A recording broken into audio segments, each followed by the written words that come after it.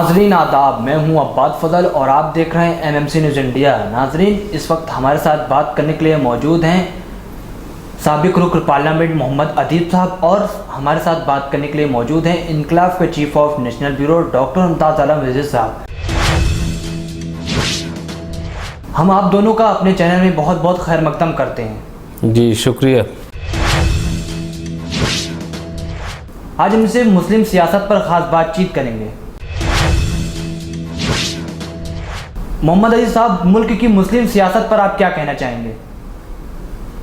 मौजूदा हालात में जहां मुस्लिम सियासत हाशिए पे था, इस इलेक्शन ने कुछ मुस्लिम सियासतदानों की अहमियत बढ़ा भी दी है।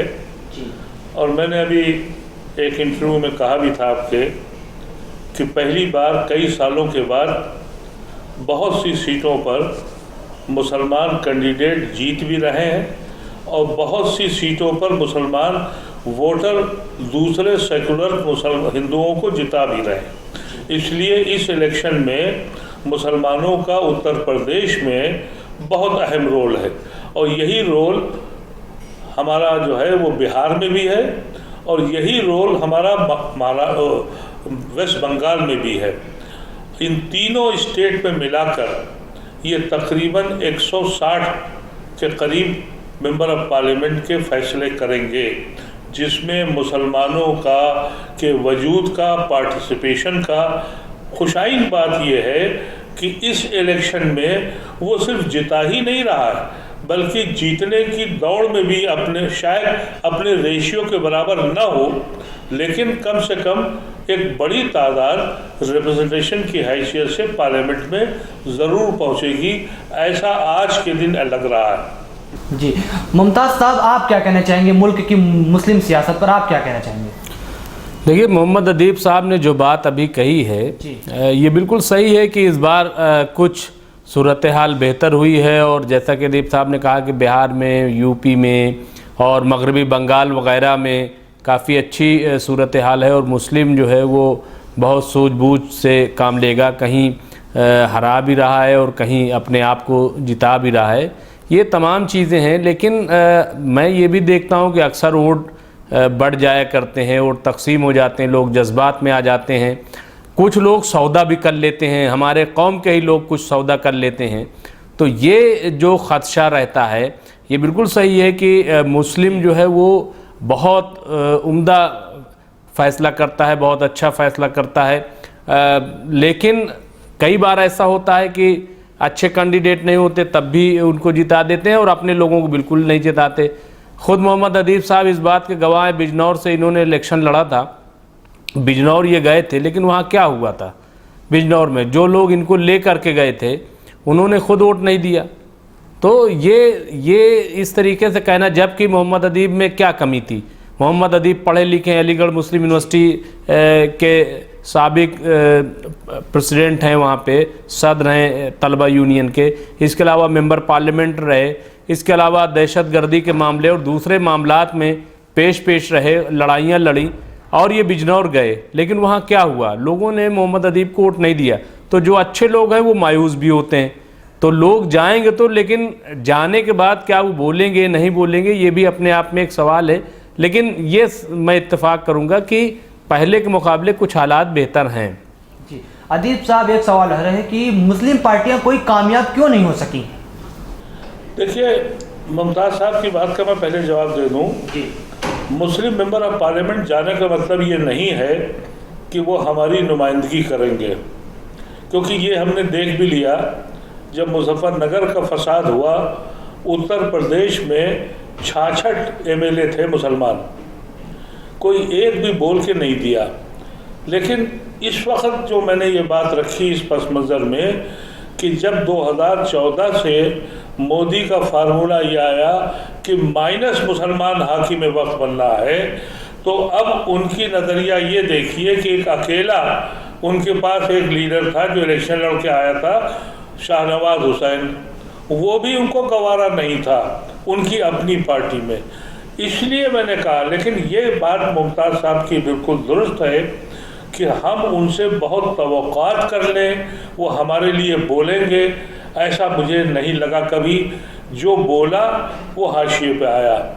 मैंने कांग्रेस पार्टी में भी देखा, एक लीडर मेरी नज़र में मौजूदा दौर में मुझे जाफ़र शरीफ दिखाई पड़ते थे, और वो कैसी गुमनामी की ज़िंदगी में गए। जो लोग बोलते हैं वो उनके लिए उस पार्टी में रहना मुश्किल होता है, ये हर पार्टी का सवाल है। लेकिन इस नज़रिए से अगर आप देखें, मिसाल के तौर पर बिहार में मुसलमानों की वजह से गठबंधन को बहुत फ़ायदा होगा, जितना भी फ़ायदा होगा, लेकिन बिहार में मुसलमानों का रिप्रेजेंटेशन इतना ज़्यादा नहीं है। इसी तरह से बंगाल में भी इतना ज़्यादा नहीं है, लेकिन उनकी हैसियत अब पहचानी जा रही है, जो 2014 में ख़त्म हो गई थी। लेकिन ये मुश्किल बात है। अफसोस ये है कि मैंने जितने दिन पार्लियामेंट में रहा, कोशिश करी कि हम सारे मुस्लिम एमपीज़ को अपने घर बुलाते थे और ये कहते थे कि जो पार्टी का मसला है वो आपका है, जो मुल्क का मसला है वो सबका है, लेकिन जो मिल्लत का मसला है उस पर इत्तेहाद कर लो। तो उसमें बहुत से काम हुए भी, ऐसा नहीं है कि नहीं हुए, लेकिन उतनी शिद्दत के साथ लोगों ने मदद नहीं की। लेकिन अब जो लोग जीत के आएंगे उनके ऊपर मुस्लिम आवाम का प्रेशर होना चाहिए कि आप जिस पार्टी में हैं उसके लॉयल रहें। आप मुल्क का मसला है, हम सब का मसला है, हम लॉयल हैं, लेकिन जो हमारे मसाइल हैं, मिसाल के तौर पर 2004 में कांग्रेस का जो मैनिफेस्टो था उसमें कहा था कि हम 6 मुस्लिम यूनिवर्सिटीज़ बनाएंगे वक्फ की ज़मीन पर। जब सरकार बन गई तो वक्फ की ज़मीनों की 6 मुस्लिम यूनिवर्सिटियों की, उसके लिए 2 जगह ज़मीनें भी एक्वायर ले ली गई थी, एक वहाँ अजमेर में और एक कर्नाटका में, मैसूर में 2 यूनिवर्सिटी बनेंगी। बाद में वो नहीं हुआ क्योंकि मुस्लिम प्रेशर नहीं पड़ा। तो जो लोग पार्लियामेंट आप भेज दें उनके ऊपर भी प्रेशर रखें कि वो मुस्लिम इश्यूज़ को पार्लियामेंट में उठाएंगे, जिस तरह से हमारे सिख भाई और दलित भाई उठाते हैं। दलित का मसला हो, हर पार्टी में दलित लीडर मौजूद है, अपने मसले पर वो एक है। ये अकेली मुस्लिम कौम है जो मुस्लिम इश्यूज़ पर भी इकट्ठा नहीं होती, जबकि वो जाती मुस्लिम रिप्रेजेंटेशन के हैसियत से। अदीब साहब, मेरा सवाल ये था कि मुस्लिम पार्टियां कोई कामयाब क्यों नहीं हो सकी? जी, मुस्लिम पार्टियां कोई कामयाब क्यों नहीं हो सकी? मुस्लिम पार्टियां, देखिए, इस मुल्क को अल्लाह तबारक तआला ने कुछ ऐसा निज़ाम बनाया है कि यहाँ ना अकेला मुसलमान जी सकता है, ना अकेला हिंदू जी सकता है। आप समझते हैं कि बीजेपी इख्तिदार में आ गई तो हिंदुओं की वजह से? नहीं। वजह क्या है? 82-83 सीटें ऐसी हैं जो हाँ मुसलमान की अक्सरियत है या वो जिता सकता है। उसमें 78 में बीजेपी जीती हुई। जहाँ सिर्फ और सिर्फ हिंदू हैं वहाँ बीजेपी आसानी से नहीं जीतती है, हम जिताते हैं। इसी तरह से अगर आप मुस्लिम सीटों को देख लें तो एक हैदराबाद में एक सीट आप ले लीजिए, एक किशनगंज की एक सीट ले लीजिए, 2 सीटें केरल की ले लीजिए, 2 सीटें आसाम की और 4 सीटें कश्मीर की। इसके बाद आप कहाँ जीतेंगे भाई? हर जगह आपको ज़रूरत है किसी दूसरी कौम के साथ दिखने की। और यहाँ निज़ाम कुछ ऐसा है कि हर कौम बिरादरियों में बटी है। हम हिंदू कौम को कहते हैं बटी हुई है, मुसलमान भी बिरादरियों में बटा हुआ है, तो हर कौम बटी हुई है। नहीं तो अदीब साहब देखिए, ऐसा है, आपकी बात सही, लेकिन करे क्या? एक तो ये कि मुस्लिम पार्टी बनाए तो उस पर एतराज़ होता है कि साहब मुस्लिम पार्टी बना के आप कुछ कर नहीं सकते, और जो मुस्लिम लीडर हैं वो जिस पार्टी में, कांग्रेस में हो, समाजवादी पार्टी में हो, आरजेडी में हो, किसी में हो, वहाँ उनको बोलने का मौका नहीं मिलता। तो फिर फ़ायदा क्या है? वो पार्टी नहीं बना सकते, वो दूसरी पार्टी में रह के बोल नहीं सकते, तो ये क्या मतलब, इस कैसे मिल्लत का मसला हल होगा? फिर पार्टी बनाने का मसला सबसे बड़ा ये है कि हमने जो पार्टीशन किया वो मज़हब के नाम पे किया। और मौलाना आज़ाद ने उस वक्त कहा था, और बिल्कुल ठीक कहा था, कि मज़हब के नाम पर तुम मुल्क का बंटवारा कर रहे हो, ता हयात हिंदू तासुब का शिकार मुसलमान रहेगा। वो हमने 70 साल के अंदर ही देख लिया। क्योंकि ऐसा नहीं है कि आज दलित रास्ता रोकता है, ट्रेनें रोकता है, सिख या दूसरी कौमें अक़लियतें जो हैं जब चाहें एहतिजाज कर सकती हैं। क्या मुस्लिम बस्तियों से हाईवे नहीं गुजरते? क्या मुस्लिम बस्तियों से ट्रेनें नहीं गुजरती? लेकिन ये हक हमारे पास नहीं है कि हम उन हाईवे को रोक सकें। हमारी हैसियत हकीकत में ये है, हम उस गुनाह की सज़ा भुगत रहे हैं। इसलिए हमारे हुकूक दूसरों से मिलाना, ये मैं समझता हूँ ये प्रैक्टिकली पॉसिबल नहीं है। हमने वो हक अपना छोड़ दिया है। इसलिए जो सबसे ज़्यादा अहम बात है, मुसलमान की जो कमज़ोरी है, जब वो पार्लियामेंट जाता है वो ये भूल जाता है कि पार्लियामेंट में जाने की टिकट मिलने की वजह वो मुसलमान कोटे से गया है। उसका ये हक वो क्यों छोड़ देता है कि वो मुस्लिम कोटे से गया है, तो मुस्लिम मामलात पर, मजालिम पर, उनकी नाइंसाफ़ी पर वो क्यों नहीं बोलता? एक इल्ला दुल्ला कोई आदमी मिल जाता है।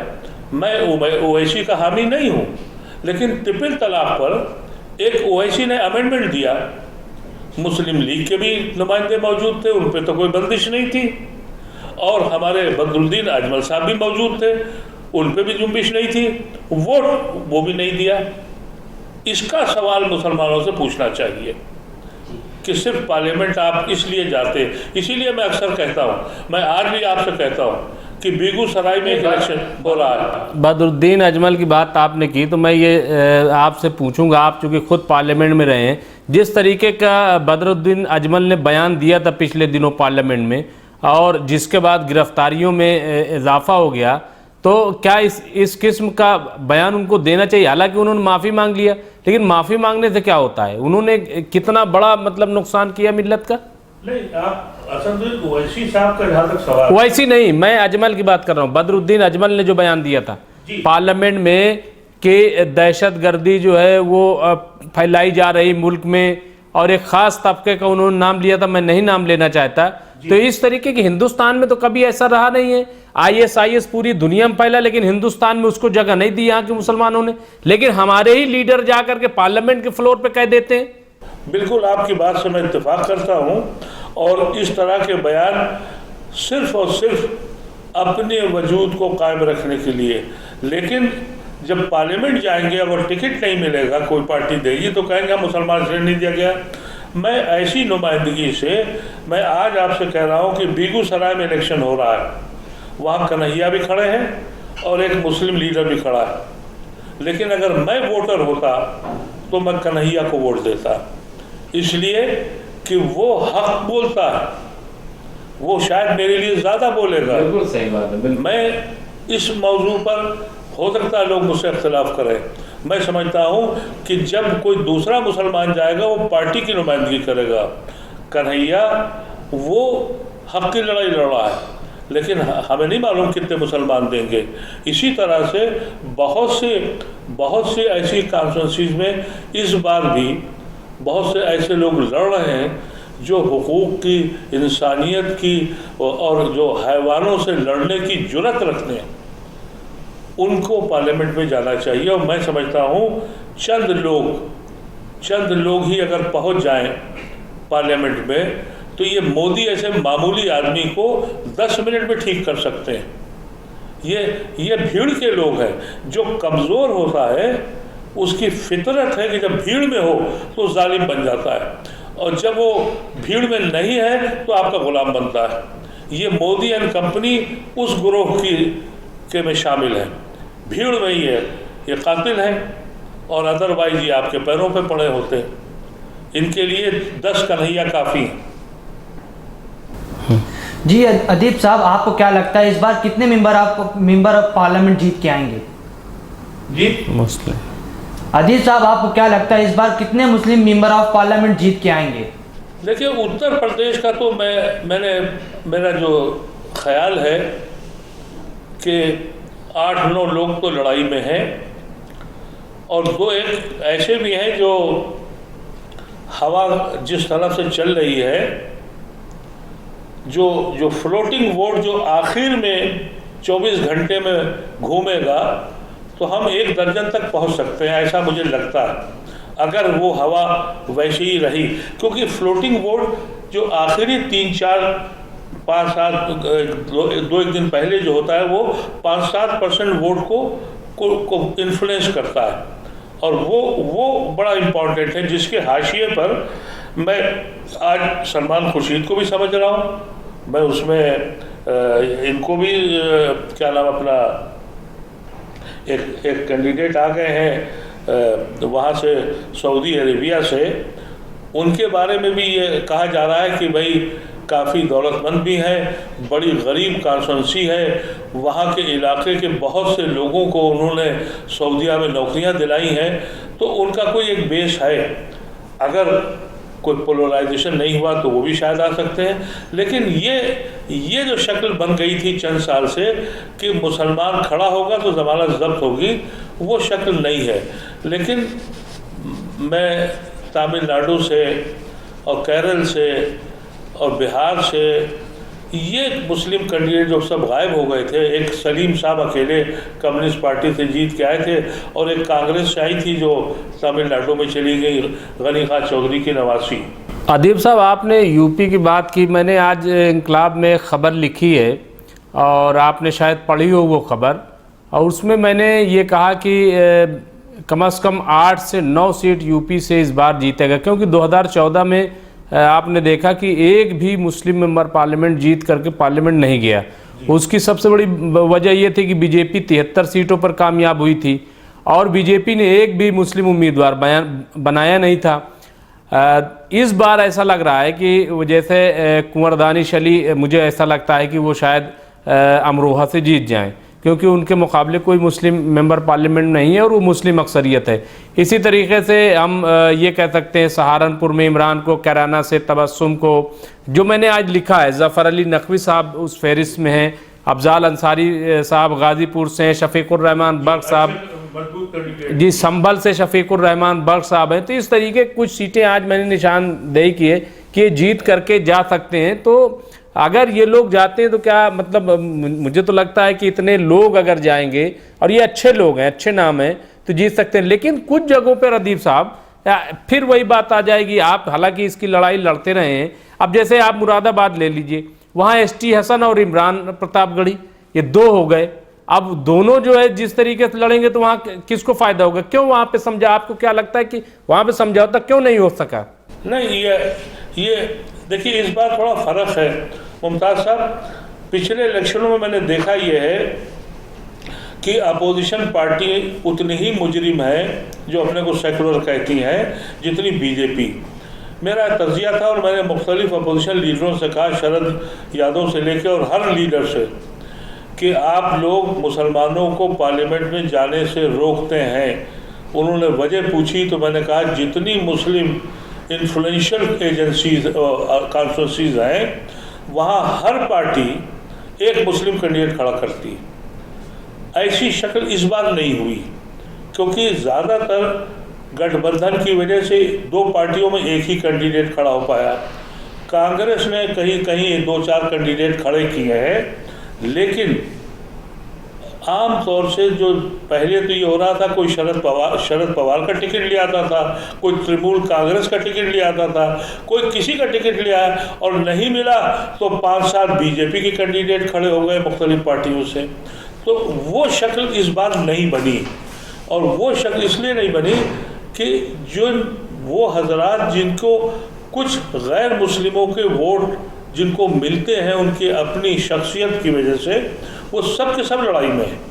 अगर ये तमाशा जैसे हर इलेक्शन में होता है, मुझे याद है यूपी या दिल्ली के इलेक्शन में ओखला में मुस्लिम डोमिनेटेड सीट पे 14 मुसलमान खड़े थे 16 में से। तो ये जो मस्खरापन होता था, इस बार कम से कम ये हुआ है कि जो ऑल इंडिया दूसरी पार्टी जिनका उत्तर प्रदेश में वजूद नहीं था, उन्होंने अपने टिकट नहीं बांटे। नहीं, हर पार्टी एक मुसलमान का टिकट लेके आ गई और उसके बाद उसका इंतशार हो गया। इसीलिए बीजेपी के लिए जो मुश्किलात यूपी में बढ़ी है, उसमें इस बार मुसलमानों का रोल सबके सामने आया है। करते तो वो हमेशा है, लेकिन वो आया नहीं होता, वो छुपाया जाता है। कहते हैं ब्राह्मण वोट जुड़ गया और बैकवर्ड वोट जुड़ गया। अरे जो बोन है, जो सिर्फ बुनियाद है 18-20% की, उसका जिक्र नहीं होता था, अब होगा, ऐसा मुझे लगता है। मुमताज साहब, एक सवाल है मेरा आपसे। मुमताज साहब, आपको क्या लगता है इस बार मुस्लिम पार्टी कुछ मजबूत हुई है? देखिए, मुस्लिम पार्टी मजबूत कहाँ हुई? मुस्लिम पार्टी है ही नहीं।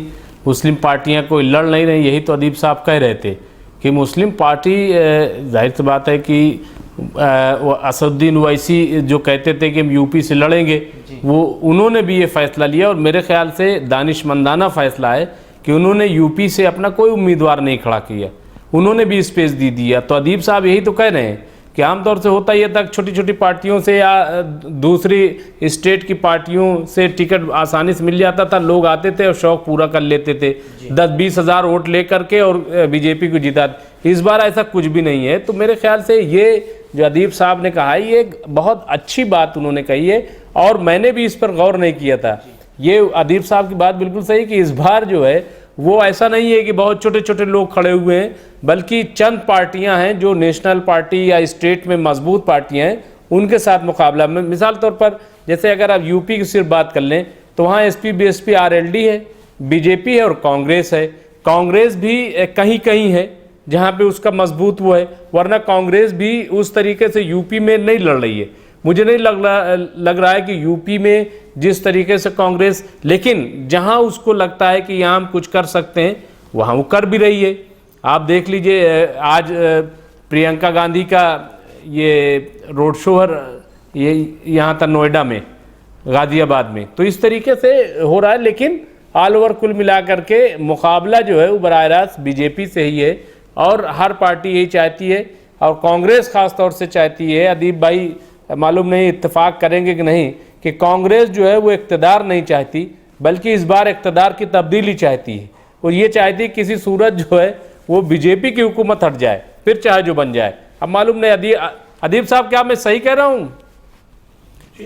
क्या कांग्रेस ये चाहती है कि बस इक़्तिदार में तब्दीली हो जाए, उन्हें इक़्तिदार मिले या ना मिले? अगर कांग्रेस को सफिशिएंट सीटें नहीं मिली तो मेरा अपना ख्याल ये है कि कांग्रेस को दावेदारी से एहतियात करनी चाहिए, क्योंकि फिर उनके लिए मैदान खुल जाएगा।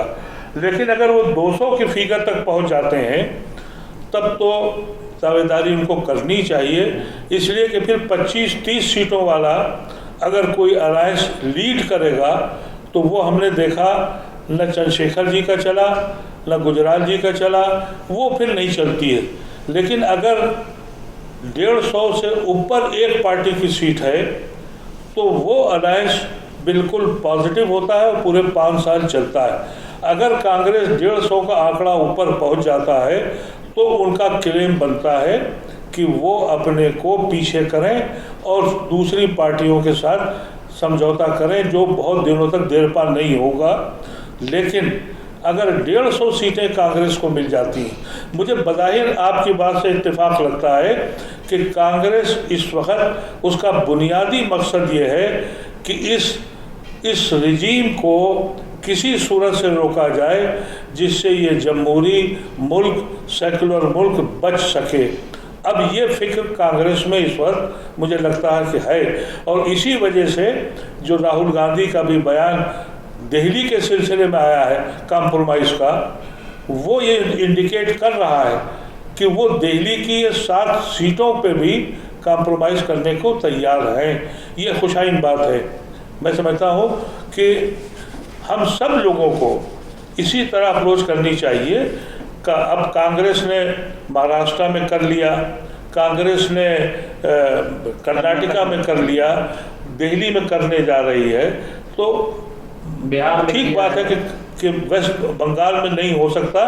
उसकी वजह यह है कि तीनों वहाँ इम्पोर्टेंट पार्टीज़ हैं, और इसी वजह से मुझे ये ख़तरा लगता है कि बीजेपी का जो भी गेन है वो बंगाल में होगा, क्योंकि कांग्रेस, तृणमूल कांग्रेस और सीपीएम सीपीआई, ये तीनों के क्लैश में नंबर 2 पार्टी बनने का ख़तरा मुझे बीजेपी की तरफ से लगता है। लेकिन वो 1 से 5-7 सीटें ला सकते हैं, इसके आगे वो वहाँ ममता बनर्जी के पास टिक नहीं पाएंगे। जहाँ तक आसाम का सवाल है, पिछली बार आसाम में बदरुद्दीन अजमल के साथ इख्तलाफ की बुनियाद पर ये वहाँ स्वीप कर गए थे। अब की आसाम में भी वहाँ समझौते की शक्ल निकल आई है, तो वो भी इनके साथ आएगा। तीसरी जो इन्होंने दूसरी स्टेट है हरियाणा, यहाँ 10 की 10 सीटें बीजेपी और उनके अलायंस की थी। यहाँ पर भी कांग्रेस समझौता करने को तैयार हो गई आम आदमी पार्टी से। तो ये जो कांग्रेस की अप्रोच है वो इंडिकेट कर रही है जो हमारे मुमताज़ साहब कह रहे हैं। ये बात वो वाज़ेह कर रही है कि भाई हम खुद चौधरी बनने को तैयार नहीं, लेकिन अगर अवाम ने 150 सीटें दे दी तो वो तो चौधरी बन ही गए, फिर कैसे विड्रा करेंगे, फिर तो चौधरी बन ही जाएंगे। लेकिन मुझे लगता है कि वो इस वक्त जो उनकी अप्रोच है वो पॉजिटिव है। यानी चौकीदार नहीं बल्कि कांग्रेस चौधरी बनाएगी। नहीं, चौकीदार तो देखिए बेचारे का बड़ा मसला है, बदनसीबी है इस मुल्क की कि एक ऐसा आदमी प्राइम मिनिस्टर है जो मुद्दे पे बात ही नहीं करता, जो इश्यूज को लेता ही नहीं है।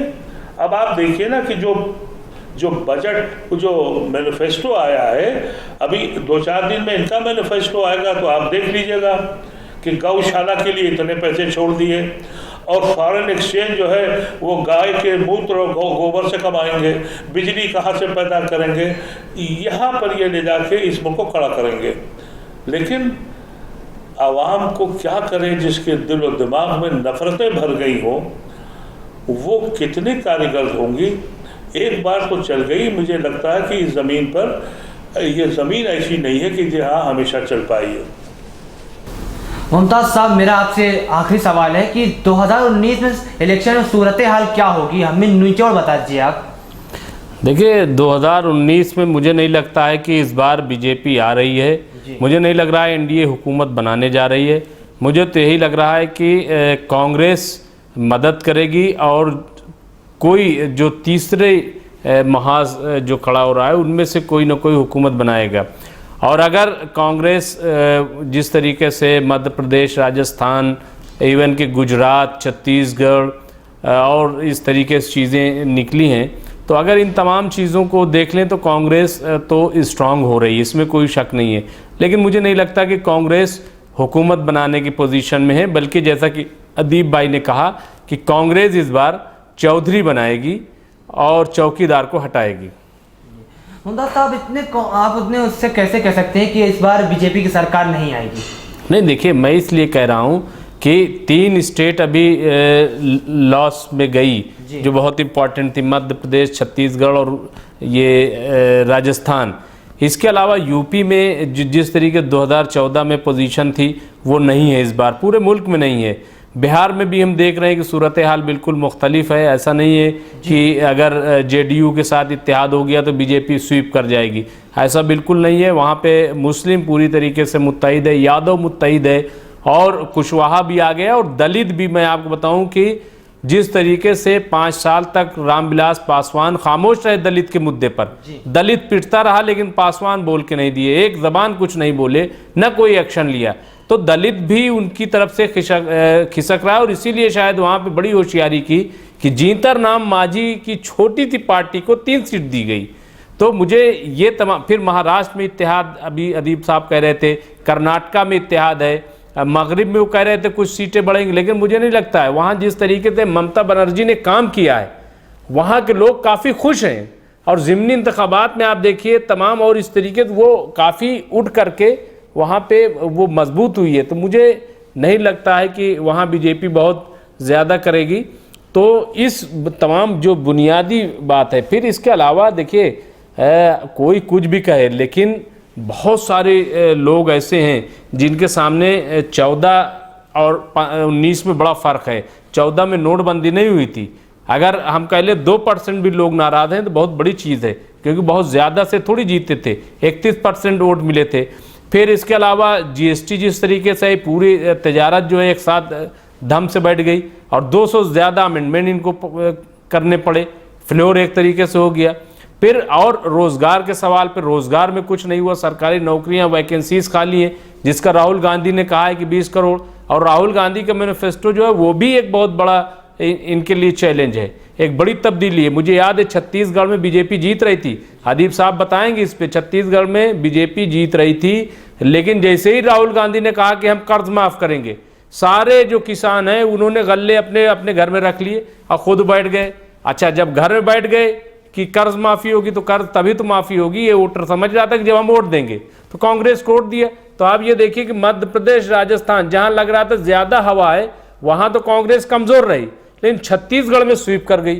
तो राहुल गांधी ने जो 20 करोड़ 20 लाख लोगों को सरकारी नौकरी देने की बात कही है और 72,000 रुपया सालाना गरीबों को देने की बात की, मेरे ख्याल से ये गेम चेंजर अनाउंसमेंट है और इसका असर पड़ेगा। और इसी बुनियाद पर मैं कह रहा हूं कि भले कांग्रेस हुकूमत न बनाए, लेकिन कांग्रेस हुकूमत बनवाएगी और कांग्रेस चौधरी बनवाएगी, चौकीदार को हटाएगी।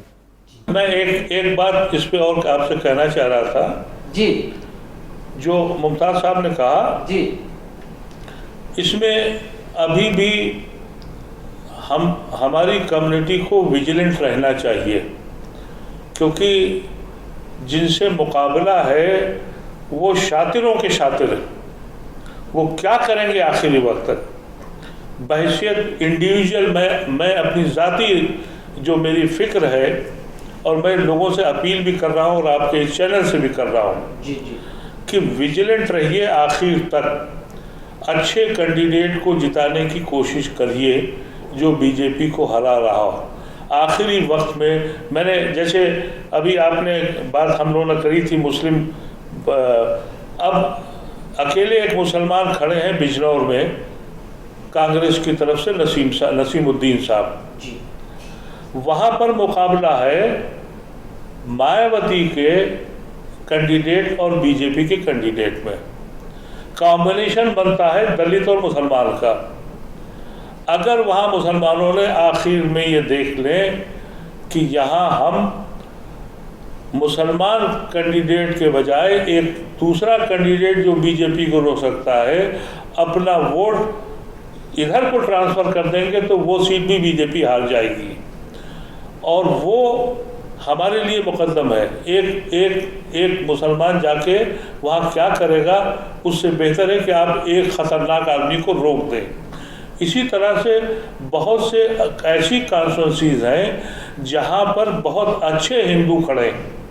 मिसाल के तौर पर एक अतुल कुमार अंजान हमारे पुराने साथी सीपीआई के हैं, वो किसी गठबंधन में नहीं, लेकिन अगर मेरा वोट हो तो मैं अतुल कुमार अंजान को दूंगा क्योंकि वो हराने की पोजीशन में है।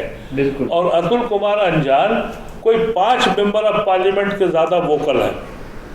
हमको चाहिए कि पार्लियामेंट में ऐसे लोग भेजें जो सवाल करने की अहमियत को समझते हो और जुर्रत करते हो। तो इस हिसाब से ये 19 को शायद आखिरी इलेक्शन है, 19 तक फिंगर क्रॉस रहनी चाहिए हर बाशऊर इंसान को, सिर्फ इस ख्याल से न बैठ जाए कि हम ऐसे हार रहे हैं। ये ऐसे जादूगर लोग हैं, मशीनों तक पे क्या करेंगे ये भी नहीं पता है, ये सब कुछ करने को तैयार हो जाएंगे।